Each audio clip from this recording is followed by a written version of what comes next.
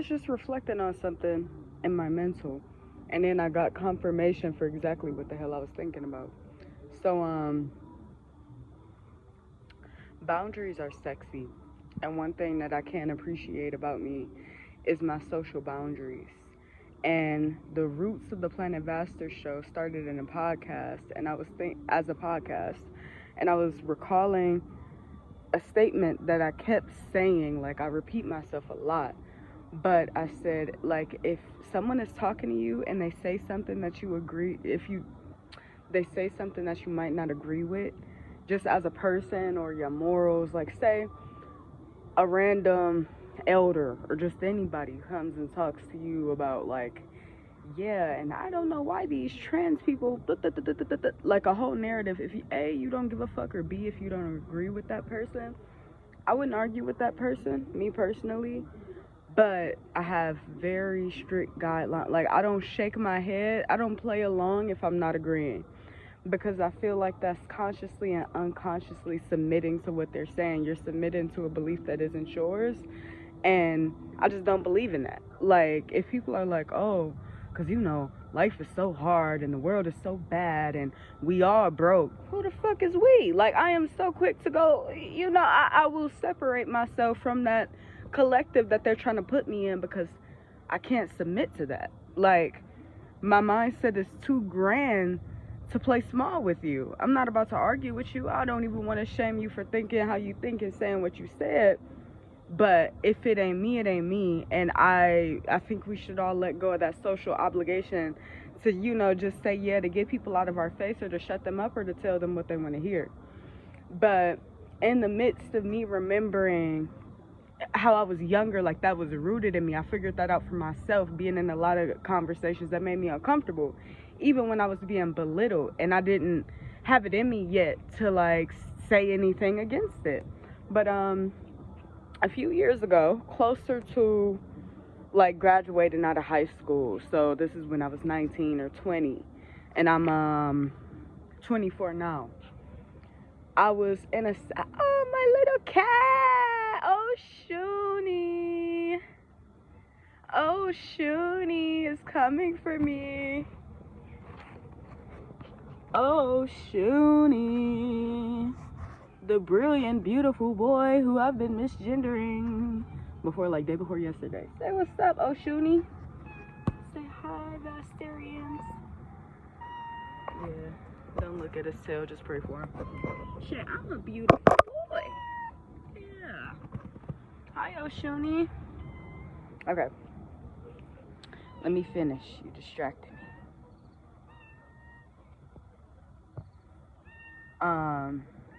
Okay. So, I'm gonna walk a little bit. Okay, Oshuni. I'm gonna finish. Please.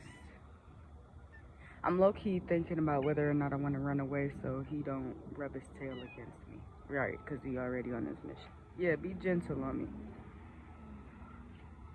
Because I know his tail is itchy and he's looking for relief. But my body can't be his relief in that way. Okay, he being good. He being good. He's still getting too close. I can't let you get close. Oh, Shoonie. Okay, let's walk. He started walking with me. You don't even surpass this area much.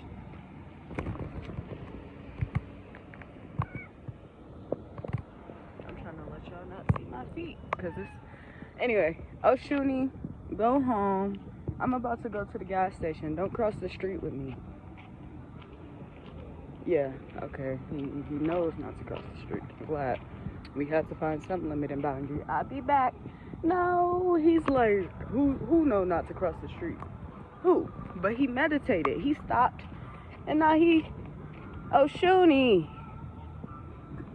I had a cat like this in my neighborhood. That will walk to the store with me, actually. So it's kind of surreal that it's happening again. I'm gonna just talk right here for a minute. So when I was younger, I had these friends, and we had went to this art gallery. And it was a guy who was working at the art gallery who noticed that we were all pretty young. So he was kind of surveying us, you know, checking to see where our minds were. And he was like, yeah, like, how old are you guys? Oh, like, congratulations on graduating. Like, are you guys going to school? What are you going to college for? And when I was, oh, sorry, baby. Anyway, when I was around that age, I had such a rough time when I was younger when it came to schooling. I didn't want to go to college. Like, I had academic scars and wounding, to be honest, which is a very real thing growing up in the system that I grew up in. Like, I didn't want to go back. So he was like, oh, like, what do you want to do? I'm like, oh, I write. And he was like, oh, you're a writer, but you don't want to go to college. And he talked to me for way too fucking long about this and just wasn't really respecting me and my stance. Because it's a choice to force how you think on somebody. Because even if I don't agree with the plan that he thought that I should have had, it was a possibility to just wish me well and send me on my way. Oh, well, I hope you find it out, sweetheart. I hope you know, like, I hope whatever you do works for you. No, this nigga goes the route of, oh, well, you need schooling. Like, you think you're above schooling? I can't remember the exact words, but I do remember this nigga said, while in front of a group of my friends, we were like 5 deep, he was like, I guess I'll just see you working at that McDonald's around the corner someday. I'm a licensed massage therapist. Not that I gotta stroke my own ego about that, but thank you, Oshuni. I do feel you protecting me, because it's about 2 a.m. and it is very active outside.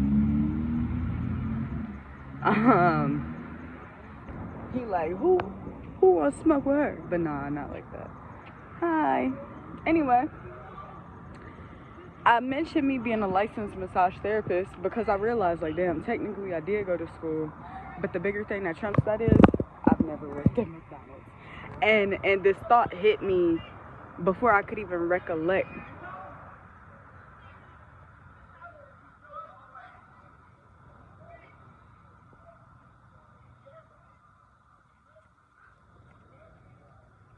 Sorry, something was happening.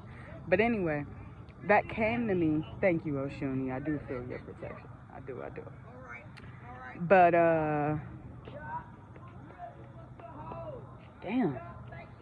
That kind of, I've been mentally been chopped and screwed. Screwed, chopped and screwed.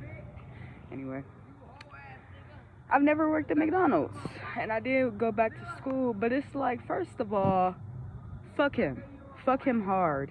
And I think in that moment, to be honest, I resented my friends for not standing up for me. Because they were all, I'm not going to say they were all meek in that moment. I was around pretty shy people, but like nobody had the courage.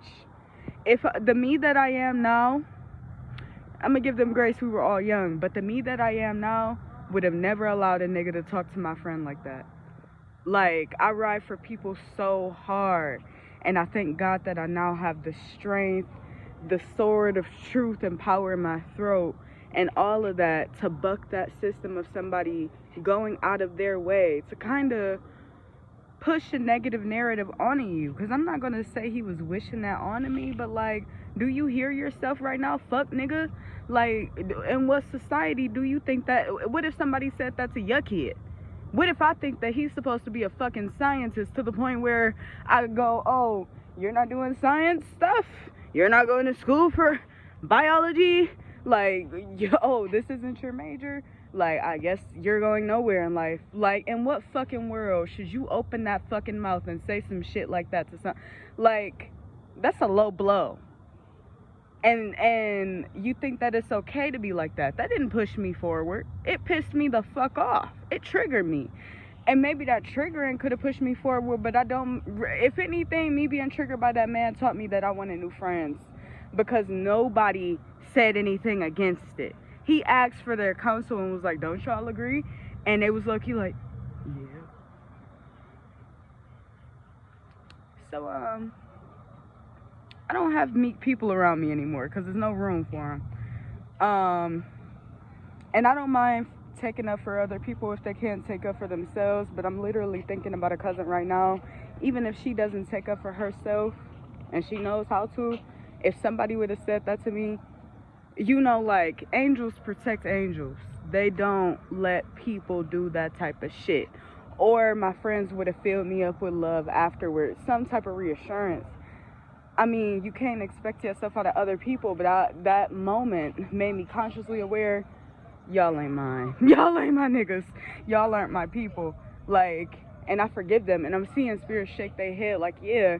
And it's not, you know, they aren't less than. I still appreciate them because having those friends back then gave me that sense of community. Like, I needed them. I needed them at the end of the day. So I can't poop on them and what they did or didn't do. But it made me consciously aware. I remember how I felt in that moment.